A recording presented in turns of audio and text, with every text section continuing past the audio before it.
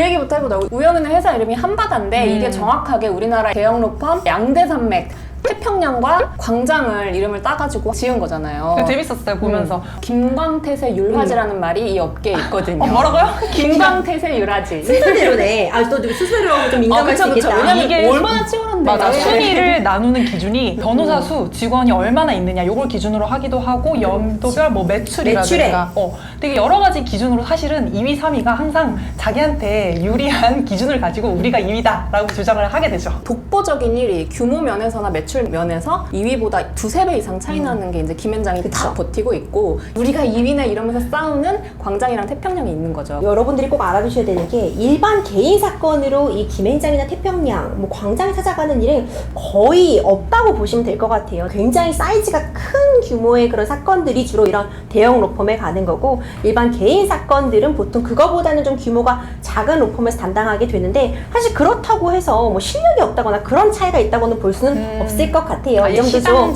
그쵸, 시장 자체가 다른 거라는 거. 그런데 사실 김앤장이 좀 넘사벽인 측면은 분명히 있는 것 같아요. 실제로 대기업에서 이제 사건을 이제 맡기려고 할 때 김앤장을 먼저 무조건 찾게 되죠. 그런데 보통 상대방 회사도 이제 김앤장을 먼저 찾게 되잖아요. 그러니까 이제 누가 김앤장을 선점하느냐를 놓고도 굉장한 기싸움이 있고, 김앤장이 누구를 택해줬냐를 놓고도 오히려 굉장히 갑과 을이 바뀌는 그렇죠. 그런 걸로 굉장히 신경전을 벌이게 되고요. 김앤장을 선점하지 못하는 경우 이제 그 2, 3위들 태평양, 광장, 세종을 놓고서는 연합팀을 꾸려서 김앤장 대 그 외 로펌 팀으로 붙는 경우도 대기업 사이에서는 굉장히 많아요. 사실 5화 같은 경우는 드라마에서 대놓고 질문을 던지죠. 변호사란 무엇이고 변호사 역할은 무엇인가? 좋은 변호사는 무엇인가? 그래서 보면서 사실 저는 약간 스트레스 받았어요. 좀 힘들었어요. 많은 분들이 궁금해하는 게 의뢰인이 저렇게 사실대로 말 안 하고 했을 때 당신이라면 어떻게 할 것인가? 사실 진실이라는 게 내심의 의사예요. 변호사인 입장에서 진실을 정확히 알 수는 없고 100% 진실도 100% 거짓도 없는 게 우리 사회잖아요. 그래서 이 드라마에서도 보면 이와 A팀이 거짓말을 한 것이 아니냐는 합리적이고도 강한 추론이 들도록 쫙 따여 있지만 정확하게 거짓말을 했다라는 게 나온 건 아닌 상태라는 점도 좀 짚어주고 싶었어요. 제가 느낄 때는 의뢰인들이 일부러 거짓말을 하는 경우는 잘 없어요. 왜냐면 내 편 들어줄 사람이고 이걸 잘 알아야 날 위해서 뭔가를 해주기 때문에 최대한 이야기를 하지만 뭐를 말을 해야 되고 뭐를 말을 안 해도 되는지를 잘 몰라서 다 얘기를 안 하는 경우는 많다. 의뢰인들은 다 모든 걸 있는 그대로 나한테 오픈하지 않아요. 그리고 그거는 그럴 필요도 없고 어떻게 자기 머릿속에서 한번 필터링을 거치고 난 맞아. 거기 때문에 이 사람이 의도적으로 거짓말을 하지 않더라도 진실을 잘못 말하는 경우가 있다. 이런 경우가 사실 많죠. 상담을 할 때는 항상 하는 말이 있어요. 지금 말씀해 주신 내용만을 바탕으로 하면 이고 저희가 나가는 모든 문서, 자문, 의견서 같은 경우에는 지금 전달해 주신 사실관계를 바탕으로 검토한 내용이며 라는 말이 항상 들어가게 되거든요. 저희가 사실 진실을 파헤치는 직업이 아니고 진실은 저희도 알 수가 없어요. 일단 의뢰인의 말을 기본적으로는 받아들이고 그걸 바탕으로 한다는 점, 그렇기 때문에 사실 좀 씁쓸한 경우가 나오기도 하죠. 그래서 사실관계를 파악을 할 때 변호사의 역량 중에 하나가 이 사람이 지금 뭔가 말을 제대로 하지 않거나 잊어버리고 있는 부분이 있을 수 있기 때문에 그 사실관계를 파악하기 위해서 굉장히 질문을 많이 던져야 돼요. 그러다 보면 하나하나 밝혀지고 의뢰인 본인도 생각하지 못했던 부분에까지 파악을 할 수 있는 거죠. 다음으로 우리 권모술수 권민희 변호사 얘기를 안 할 수가 없을 것 같아요. 어떻게 보셨어요? 근데 이런 사람들 솔직히 있잖아요. 맞아, 노숙거리고 있어요. 맞아. 우리가 실제 사례 좀 얘기해볼까요? 전연차 때 어쏘가 되게 많은 팀이었어요.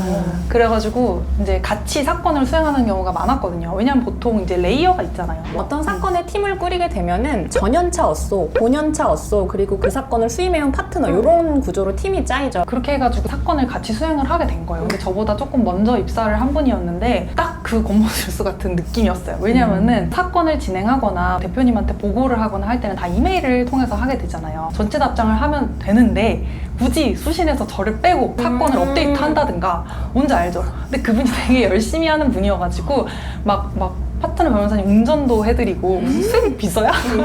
그래가지고 막 뒤늦게 이제 사건 가서 파악하고 저는 또 이제 제가 이제 9년차 변호사잖아요. 그러니까 이제 나름 이 자리에 오기까지 산전수전 공중전이라고 할 수 있죠. 권모술수 이 변호사를 보고 저는 약간 귀엽다. 별일도 이제 아니네. 별일도 아니네 이런 생각이 드는 거예요. 저희가 왜 그러냐면 특히 변호사들이 대부분 1년 최종 재계약을 하는 경우가 되게 많아요. 고용 불안에 늘 떨고 있는 상태인 거죠. 저희가 이제 연봉을 협상한다고 하거든요.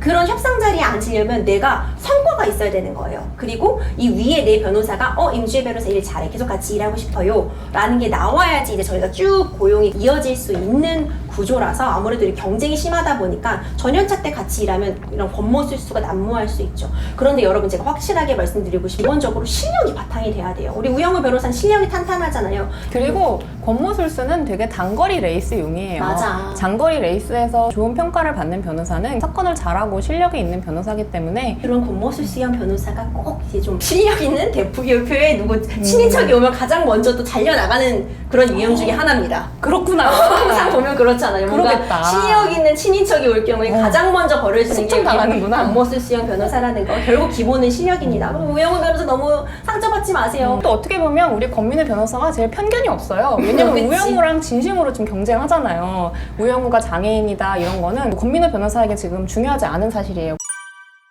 그러면 이건 어때요? 이 지금 우영우 변호사는 위에서 주신 사건을 하는 상황이란 말이에요. 이럴 때 당당하게 전 이거 좀 안 알고 싶어요. 거부할 수 있을까? 어때요?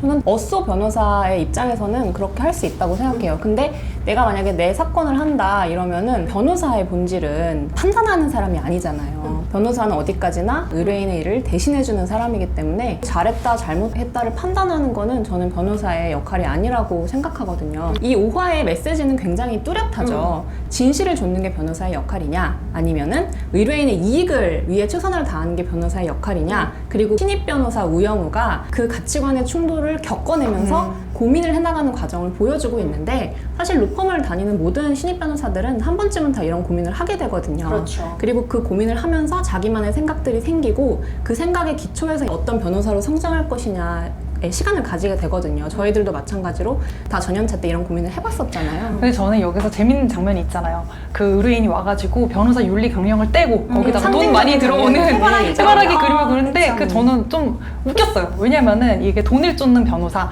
진실을 추구하는 변호사를 굉장히 이분법적으로 나눠가지고 너는 뭐가 될래? 라는 질문을 던지고 있는데, 사실 저는 우리가 그 프레임 위에서 놀면 안 된다고 생각을 하거든요. 변호사라는 게 어떤 막 내가 이 세상에 정의를 구현하겠어. 물론 변호사 윤리 강령상 그런 의무는 있지만 사실 이게 직업이잖아요. 내 직업은 사실은 누군가를 편드는 일이에요. 이 사람의 대리인으로서 이 사람이 하고 싶은 거를 편드는 일이고, 뭔가 그거를 다 초월해서 뭔가 내가 실체적 진실을 찾아냈어, 정의를 구현하겠어, 내가 뭔데? 그런 변호사란 무엇인가에 대한 좀 생각 자체가 약간 거기서부터 차이가 나지 않나 그런 생각이 듭니다. 근데 어떤 변호사가 이런 고민을 하던 과정에서 그래 나는 결심했어, 나는 진실만을 쫓는 변호사가 될 거야 라고 결심을 했다고 하면 그렇게 활동하시는 분들도 계시거든요. 자기의 개인적인 양심이 지향하는 사건만을 맡아가는 변호사님도 계세요. 어떤 특정 주제에 관해서 싸움을 하시는 변호사님들도 우리 사실 계시잖아요. 근데 그런 변호사의 길을 갈 거냐, 아니면은 의뢰인의 이익을 위해서 일을 하는 변호사가 될 거냐는 그 고민을 기초로 한 변호사 개인의 선택이라고 저는 좀 생각이 들어요. 정답이 있다기보다는. 맞아요. 그렇죠. 저는 이 사건을 보고서 제가 마음이 쓰였던 변호사는 금강 ATM의 변호사였어요. 저도 많이 경험하면서 제일 가슴 아픈 경우가 이길 수 있어요. 실익이 없다고 표현하는 경우가 제가 많이 있거든요. 금강 ATM의 변호사는 일을 굉장히 잘하고 열심히 해서 이 리더스 ATM기 남아있는 걸 찾아서 실체적 진실을 발견해서 이겼어요. 그런데 결과적으로 보면은 이미 다른 은행들이 이화 ATM과 계약을 맺어서 굉장히 손해를 보시는 상황이잖아요. 저라면은 빨리 언론 플레이를 해서 이런 사정을 언론에 정당하게 공개를 해가지고 좀 이슈를 만들어서 계약 해지를 당할 좀 해보는 게 저한테는 현실적인 방안인 것 같아요. 그런 제가 거는, 금강 ATM의 변호사라면 빠르게 언론 대응을 통해서 좀 언론전을 펼쳐봤을 것이다. 또 이런 생각도 해봤습니다. 맞아요. 재판이 인생의 전부가 아니고 그거는 우리 현실의 진짜 일부분이잖아요. 실제로 문제를 해결하고 뭔가 내 사업을 하는 데 있어서는 재판, 법 이런 거 외에 사실적인 막 그런 부분들이 많이 적용을 하는 것 같아요. 제가 업무를 할 때도 참고인 진술 같은 거를 변호사가 미리 일정 부분 코치해주는 부분은 분명히 있었어요. 그런데 그게 거짓된 진술을 하도록 유도를 한다거나 이런 말을 하셔야 돼요 라고 가이드를 하는 건 절대 안 됩니다. 이건 잘못하면은 변호사도 이제 범인 도피 방조죄로 실제로 처벌을 받는 사례도 있었거든요. 이게 증언을 조작한다거나 진범을 찾는데 방해하는 그런 진술을 강요하는 경우에 저희도 처벌을 받게 되고, 일단 기본적으로 주신문을 할 때는 내가 대동해서 증인이랑 가는 경우가 많잖아요. 그럴 경우에는 현실적으로는 미리 사전에 다 회의를 해서 무슨 내용을 진술을 할 건지, 그리고 여기서 어떤 내용을 너가 핵심적으로 이야기해야 되는지 이런 걸 사전에 다 협의를 하고 질문과 답변을 다 준비를 하고 들어갑니다. 그렇지. 그거는 손탄 증인이랑은 조금 달라요. 네. 우리가 변호사가 업이고 법관도 재판이 업이잖아요. 일로 하는 거잖아요. 그러다 보니까 연습하고 왔는지 아닌지는 바로 보여요. 그렇게 아무리 과장해서 이렇게 다 연기를 했다고 하더라도 거기 있는 모든 업자들은 이제 아는 거죠. 아, 지금 쇼하고 있구나. 그 장면 있잖아요. 처음에 의뢰인이 찾아왔을 때 막 군대 얘기하면서 명함 주고 받고 막 음료수 나눠주고 맞아. 하는데 우영우 변호사 들어왔는데 명함도 안 받고 뭐 그런 경험 있으신가요? 전 이런 경험 너무 많아요. 너무 많은 것 같아요. 진짜 마라 이거 경험 있냐고 물어보시는데 일상이에요. 일상이에요. 일상이고 어떻게 보면은 일부러 저 사람을 배제해야지 이게 아니라 너무 그냥 우리 사회에서 만연해 있는 뭐 악수를 나만 빼놓고 한다든가 근데 그런 이제는 경우가 너무 많은데 이 드라마에서 하필 우영우의 시선으로 보기 때문에 그게 캐치가 되는 거지, 평소에는 약간 별로 저 왜 저래? 하는 걸 느끼지 못할 만큼 그냥 좀 약간 자연스럽게 지나가는 경우가 많은 것 같아요. 제가 어떤 현장에 선배 남자 변호사랑 같이 간 적이 있는데 거기서 이제 현장에 계시는 직원분이 다 같이 커피를 네. 사주면서 남자 변호사한테 변호사님 막 뭐 드시겠습니까? 이제 이렇게 말씀하시면서 저한테는 아가씨 이쁜 아가씨는 뭐 드실 거야? 저한테 이렇게 말씀하시는 거예요. 제가 예쁘다 그러셨으니까. 그런 포인트인 건가? 그날 하루 종일 다 같이 회의를 해가지고 제가 거기 전문가로 참여한 것도 너무 잘 알고 계셨는데 그분이 보시기에 저는 그냥 한낱 아가씨였던 거죠. 그때 받았던 충격이 있었어요.